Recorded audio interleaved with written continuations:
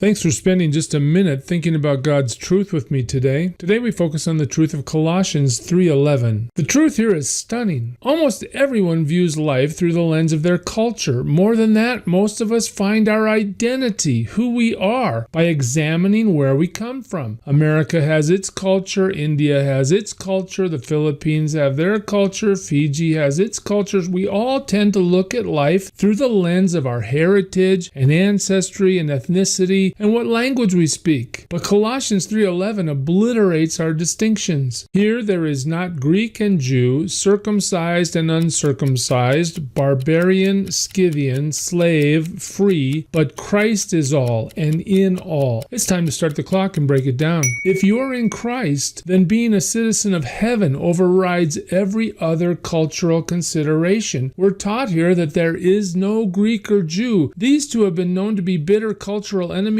over centuries of time, but not for those who are in Christ. In Christ, the typical distinctions that separate are no longer. Why? Because Christ is all. Did you get that? Believers, no matter what culture or language, are one in Christ. He is all. Our focus isn't on culture, our focus is on Christ. Not only is Christ all, He is in all. The same Christ occupies the heart of the believer from Guatemala and the believer from China or wherever. Instead of division over economic status, tradition, and culture, Christians are taught that Jesus is our all and He occupies the hearts of all of us. Therefore, we are to put aside anything that disrupts the unity and harmony God desires. Are you willing to make Christ more important in your life than your culture or status? Thoughts and comments are welcome below. Please remember to share this verse with a friend and think about this today. Where we come from, our social or economic status, our culture, or our background, we must never allow any of these things to cause division in the body of Christ. Christ is our all. Christ occupies the hearts of all who believe. Serve Him well today.